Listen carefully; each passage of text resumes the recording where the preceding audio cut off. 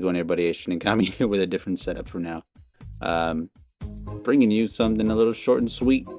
George Lucas recently at the Cannes Film Festival had a few comments. Actually, had a really long interview, I should say, but we're only going to go over some of the clip notes of what happened there and a video from, I believe, 2008, where he explains a little bit, about Star Wars and all that other stuff that took place and how, well, quite simply, it's not his Star Wars anymore, in his own words, and how the idea that it is and what it's transformed into very much completely different from what he envisioned Star Wars would be at this point, right? And I gotta say, this isn't new to him. There's been more people speaking out about this stuff. You had George R.R. Martin, my bad. He was bringing up the point that, Hollywood and executives and stuff like that, they don't want actual original stories. They want something that is similar to something else they already know about, so that way they can piggyback off of that idea. So obviously you have Dune piggyback offing of Mad Max Fury Road, and then even the original Mad Max, where in this most recent one, Furiosa, they're just using the name, not actually using the character, all for nostalgia bait pretty much, and then using the IP when they could create their own story, right? But they don't feel comfortable enough just creating their own brand new IP. They'd rather leech off of something that already exists. That's why, again, that's the biggest example right now. Memorial Weekend should have been a huge blowout for these two films, Garfield and Furiosa, but Furiosa more than Garfield just underperformed immensely, right? And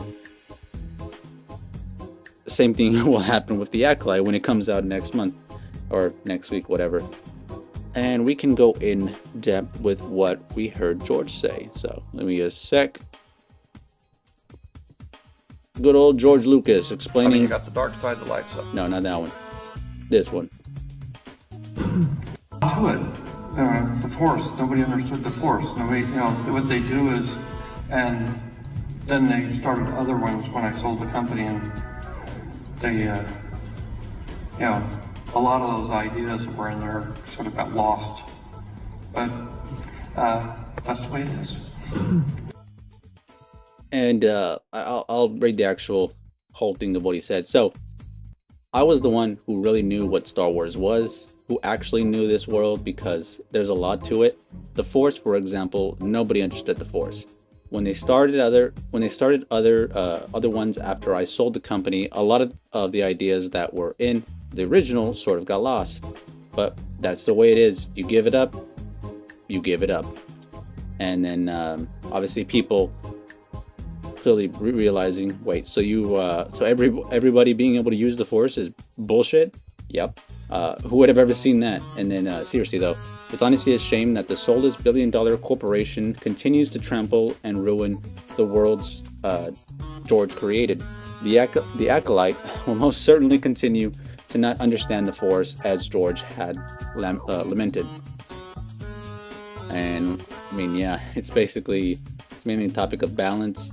So continuously gets wrong, most notably in Trevorrow's draft script for episode 9, which gets real stupid in regards.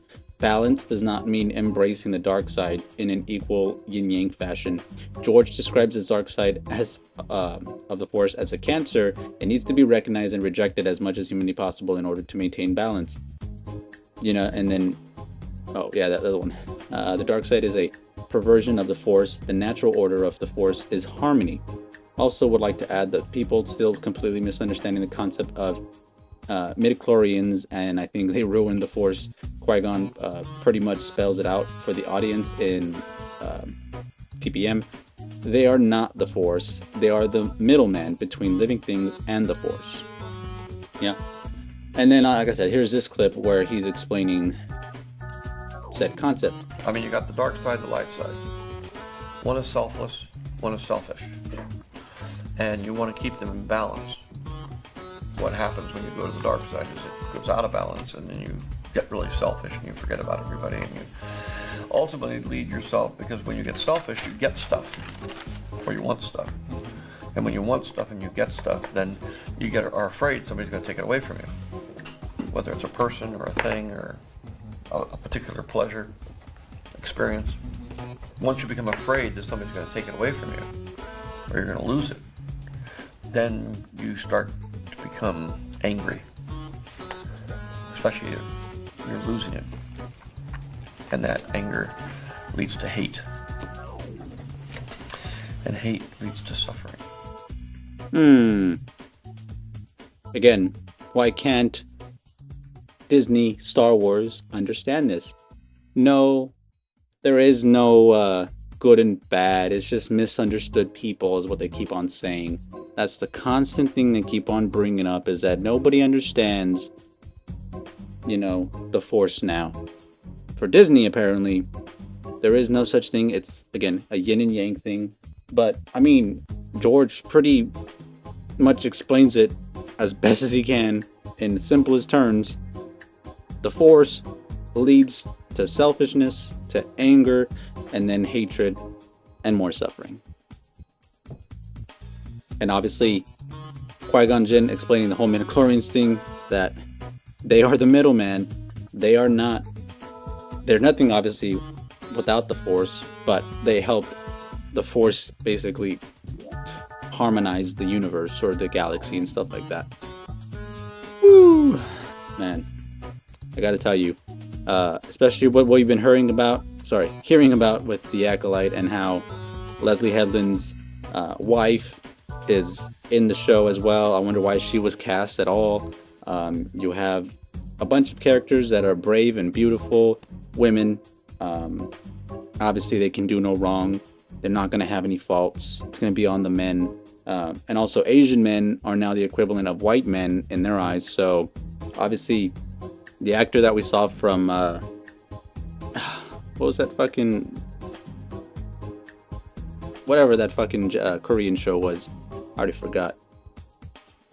Damn, I can't think of it. But whatever. Yeah, that one that was famous for last year or whatever. Now he's in this. I guarantee you he's going to be completely disrespected and just thrown to the wayside in favor of, the females. But again, there were strong and other fucking powerful female Force users, but the writing, the way that it's presented, just puts it as they really have no character other than they're brave and strong. They don't have a good type of charisma. They don't know how to speak. They don't articulate themselves well, right? They're just strong female characters. And hopefully, with how it's been with Hollywood, that dies off very soon. Otherwise, I mean, a lot of these companies are going to be filing for bankruptcy soon with the amount of debt they've incurred. Disney is going to be one of the last to change, and not because they want to, but because the profits tell them, hey guys, we can't stay afloat anymore. We have to actually entertain the audience. But it's Shinigami signing out. Let me know what y'all think below. Am I stretching it a bit much that we don't understand the Force? Did Star Wars, Disney kind of lose their way? Obviously, that's for you to answer. But yeah, I haven't had faith, especially since The Last Jedi. Oof. And I think George was right. It's not his baby anymore. He let it go. It's something else now. Maybe a lot more Star Wars fans should take upon that philosophy and just kind of let go of Star Wars. We still have the past stuff, and at least that's good to go, I would say. That being said, y'all have a good night, good evening, and good morning. I'm gonna catch you next time. Bye.